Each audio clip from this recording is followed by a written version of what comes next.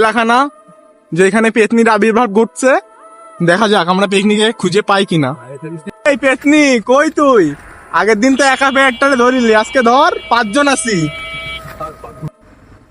এখানে নাকি পেতনি আছে, পেতনি কই? এখানে নাকি পেতনি আছে, পেতনি কই? পেতনিটা পাচ্ছি না। কই এ দেখ, কই বা পেতনি কই? কই বা কই? কিছুই তো পাই না। আওয়াজ হচ্ছে আসতে। আরে এই তো ভাই, এটা কিটা? দেখিদা